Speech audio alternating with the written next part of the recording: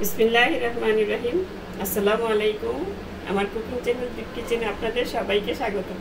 আশা করি সবাই ভালো আছেন। আমিও আল্লাহর রহমতে আপনাদের দোয়ায় সবাই ভালো আছি, খুবই ভালো আছি। এখন আমি আপনাদের সামনে নিয়ে এসেছি আজকে একদম সিম্পল একটা পোলাওয়ের রেসিপি, দই পোলাও। আমি এটা ঘরে তৈরি করি সবসময়, আমার ঘরে সবাই পছন্দ করে। আজকে আমি সেই রেসিপিটাই আপনাদের দেখাবো, আশা করি আপনাদেরও ভালো লাগবে। চলুন তাহলে রেসিপিটা শুরু করা যাক। পোলাওটা রান্না করার জন্য এখানে আমি 2 কাপ চাল নিয়ে নিব।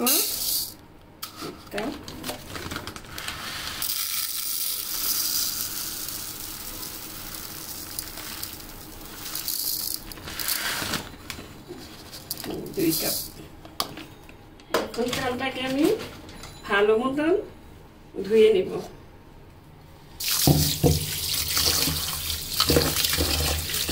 এইভাবে ভালো মতন ধুয়ে নিবেন। চালটা যত ভালো মতন ধুয়ে নিবেন, পোলাওটা ততই ঝরঝরে হবে। এই যে দেখুন কিভাবে সাদা পানিগুলি কিরকম ঘোলা। এখন আমি ধুয়ে আবার দেখাচ্ছি আপনাদের পানিগুলি কত রকম, কিভাবে পরিষ্কারটা মানে একদম স্বচ্ছ হয়। দেখুন চালের পানিটা এখন কত স্বচ্ছ হয়ে গেছে। এখন আমি এটা পানি থেকে উঠিয়ে একটা ছাকনাতে ঝাঁঝরিতে ঢেলে রেখে দেব। এই যে এভাবে ঢেলে রেখে দিতে পারেন।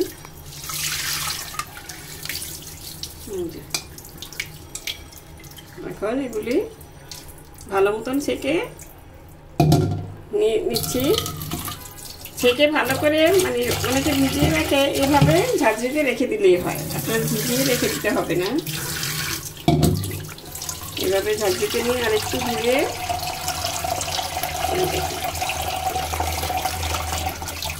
এভাবে একটু ছড়িয়ে 10 মিনিটের জন্য রেখে দিলেই হবে। এখন আমি 10 মিনিটের জন্য রেখে দিচ্ছি। 10 মিনিট পর পোলাওটা রান্না বসাবো। এখানে কিছু গরম মশলা নিয়েছি, তেজপাতা 2টা, 3টা এলাচ, 2 টুকরা দারচিনি আর 4টা লবঙ্গ। আর এখানে তো পোলাওর চালটা ধুয়ে রেখেছি, এই দেখুন কতটা ঝরঝরে হয়ে গেছে। আর এখানে আছে টক দই 1/3 কাপ, এর চেয়ে একটু কম। আর এখানে আছে 2 টেবিল চামচ গুঁড়া দুধ। এই 2 টেবিল চামচ গুঁড়া দুধের সাথে আমি টক দইটাকে এখন মিশিয়ে নিব। এই তো এই দিয়ে হয়ে যাবে। আর এখানে আছে কিছুটা কিশমিশ। কিশমিশটা যার যার ইচ্ছা দিতেও পারেন, নাও দিতে পারেন, দিলে খুবই সুস্বাদু হয়। এই দিয়েই আমার সিম্পল মানে কি বলে টক দইয়ের পোলাও হয়ে যাবে। এখানে টক দইটা নিয়ে এভাবে ওই যে গুঁড়া দুধের সাথে এভাবে মিশিয়ে নেবেন। এভাবে মিশিয়ে ভালো মতন মিশিয়ে মিক্স করে নিয়ে মিশ্রণটা তৈরি হয়ে যাবে। এটা আমি পোলাওর মধ্যে দিয়ে দেব। এটা দিয়ে হয়ে যাবে সুস্বাদু পোলাওটা রান্না। মানে খুবই সিম্পল, কিন্তু পোলাওটা খেতে অসম্ভব মজা লাগে, বিশেষ করে আপনার দেশি মুরগির ঝোল দিয়ে। এই যে এখন রেখে দিলাম। এখন চুলায় চলে যাচ্ছি। চুলায় পানি বসিয়ে রেখেছি 2 কাপ চালের জন্য 4 কাপ পানি। পানিটা বলক এসে গেছে। এখন চুলাটা বন্ধ করে দিয়ে আমি পানিটা নামিয়ে পোলাওটা বসিয়ে দিচ্ছি। চুলায় আমি হাঁড়ি বসিয়ে নিয়েছি। এখন হাঁড়িতে তেল দিয়ে দিচ্ছি। তেলটা কোনো মাপজোক নেই, আমি দেখিয়ে দিব কিভাবে তেলটা বুঝবেন। তেলের পরিমাণটা বুঝতে হবে। এটা পোলাও চালটা দিয়ে যখন নাড়াচাড়া দিবেন তখন বোঝা যাবে। এখন যদি আমি বলি 2 টেবিল চামচ, তাহলে নাও হতে পারে, এই জন্য বললাম না, আমি দেখিয়ে দিব আপনাদের। এখন এটা গরম মশলাটা যখন একটু চিরবির করে উঠবে, তখন আমি পোলার চালটা এখানে ঢেলে দিব। এই দেখুন হয়ে গেছে। এখন এখানে চালটা দিয়ে এখন ভালো মতন চালটাকে প্রায় 7-8 মিনিট মতন কষিয়ে নিতে হবে, মানে মাখিয়ে নিতে হবে তেলের সাথে। ওইটা কষিয়ে নেওয়াই বলে, ভেজে নিতে হবে। এখন দিয়ে দিব স্বাদ মতো লবণ। লবণটা আমি সবসময় যা বলি, লবণটা প্রথমে অল্প দিবেন, তারপরে চেক করে নেবেন পানিটা দিয়ে, তাহলে আপনার পোলাওটা একদম ঠিক মতন লবণ হবে। প্রথমে যদি লবণটা দিয়ে দেন তাহলে কিন্তু পোলাওটা লবণ বেশি হয়ে যেতে পারে, তখন তা কমাতে পারবেন না। এখন আমি প্রায় ৬-৭ মিনিটের মতন ভেজে নিচ্ছি। এই যে পোলাওটা, এই দেখুন, এই যে তেলটা পড়ছে, এতে বুঝবেন যে তেলটা ঠিক মতন আছে। মানে আপনি এটা ধরলে তেলটা পড়বে একটু, মানে একটু, আমি এখানে ঘি দিব সেই জন্য একটু কমিয়ে দিয়েছি। আপনি যদি শুধু তেল দিয়ে রান্না করেন আর একটু বাড়িয়ে দিবেন, মানে এইভাবে ধরলে টপ করে পড়বে তেলটা। এই দেখুন চালটা ভাজা হয়েছে, কিভাবে বুঝবেন? চালটা কিন্তু একটা শনশন আওয়াজ হবে, প্রথমে কিন্তু এই আওয়াজটা হবে না। কিছুক্ষণ ভেজে নেওয়ার পর যখন ভালো মতন ভাজা হয়ে যাবে তখন এই আওয়াজটা হবে। ভাজা হয়ে গেছে আমার, এখন আমি পানিটা দিয়ে দিই। পানিটা দেওয়ার সময় আপনারা নতুনদের জন্য বলছি, চুলাটা বন্ধ করেও দিতে পারেন।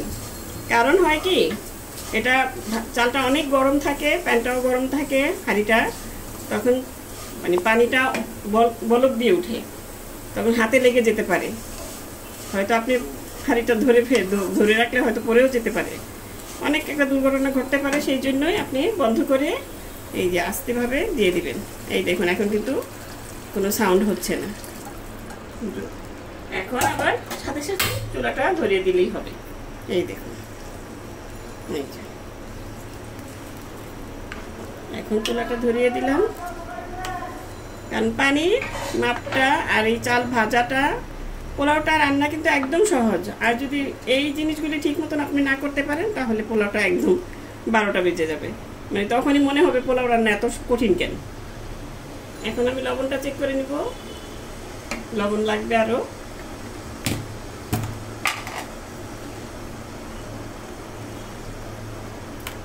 দিয়ে তারপরে দেখে আবারও দিয়ে নিতে পারবেন। এখন চালটাতে বলকটা আসলে চুলাটা কমিয়ে দিয়ে তারপর ঢেকে রাখবো। বলকটা এসে গেছে, এখন চুলাটা আমি মিডিয়াম আঁচে দিয়ে দিব। আর এখানে দিয়ে দিব সামান্য এই 1/2 চা চামচের মতন কেওড়া জল। আমি দুটোই দেই, কেওড়া জলও দিই, গোলাপ জলও দিই, এতে পোলাওর ফ্লেভারটা খুবই ভালো আসে। আর দিয়ে দিলাম 1/2 চা চামচ গোলাপ জল। এগুলি দিয়ে এখন পোলাওটাকে আমি নেড়ে দিয়ে ভালো মতন ঢেকে রেখে দিব 10 মিনিটের জন্য। ফিরে এলাম 10 মিনিট পর।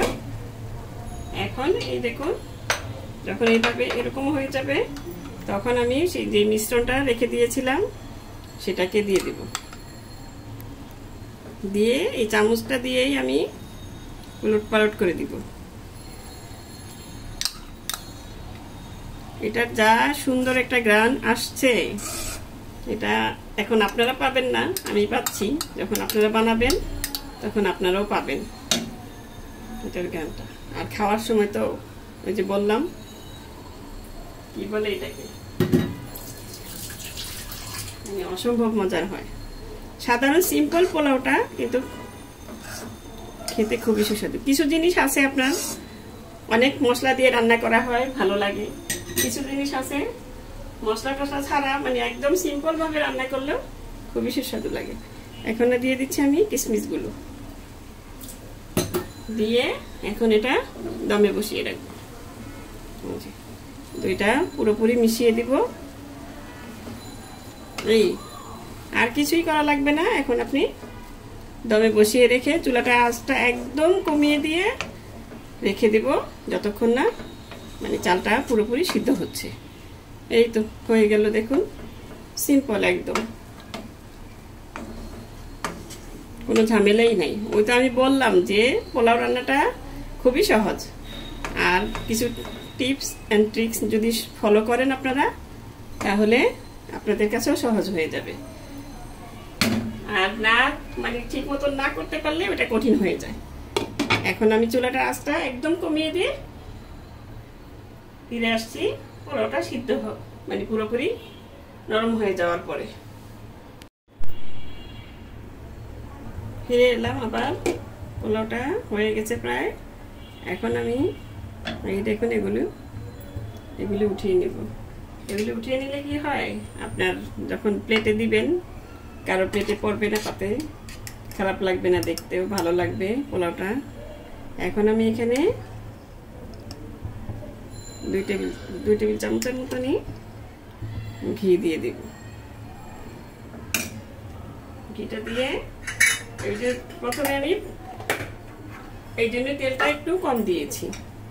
আর আপনারা যদি চান পুরো ঘি দিয়ে রান্না করতে, এটা তো আরো ভালো, মানে খেতে খুবই সুস্বাদু হয়। এখন তো আমরা স্বাস্থ্য সচেতন সবাই, এই যে এইভাবে যখনই নেড়ে দিবেন তখনই এগুলি একটু উঠিয়ে নিলে, এইভাবে উঠিয়ে নিলে পোলাওটা আপনি যখন পরিবেশন করবেন তখন দেখতেও সুন্দর লাগে, আর খাওয়ার সময় দাঁতের নিচে পড়ে না। এটা ভালো একটা। এই যে এইভাবে সব উঠিয়ে নিয়ে এখন আমি চুলাটা কিন্তু আমি বন্ধ করে দিচ্ছি। এখন আর কিছুই করা লাগবে না।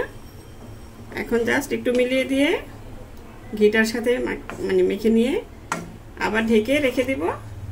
তারপরে চুলা তো বন্ধ করে দিয়েছি, এখন হয়ে গেছে। এই দেখুন, এই যে চালটা একদম নরম হয়ে সুন্দর মতো সিদ্ধ হয়ে গেছে। পোলাওটা দেখুন ঝরঝরে, একদম ঝরঝরে হয়েছে।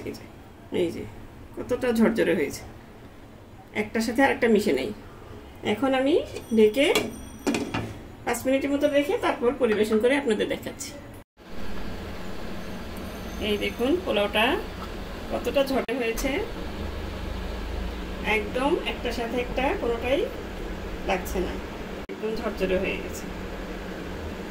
এটা রান্নাটা তো দেখালাম, খুবই সিম্পল, আর মানে উপাদানও লাগে কম, একদম অল্প। আমি এটার নাম দিয়েছি তো দই পোলাও। এখন আপনারা এই পোলাওটা খেয়েছেন কিনা কেউ, আর এটার নামটা কেমন, মানে নামটা যদি আপনাদের আরও কোনো নাম ভালো লাগে আমাকে কমেন্টস জানাবেন। এই তো হয়ে গেল আমার দই পোলাও রান্নার রেসিপি। এখন আপনারাও বাড়িতে বানিয়ে খেয়ে দেখবেন, আশা করি আপনাদেরও ভালো লাগবে। তো দর্শক, আজ এই পর্যন্তই।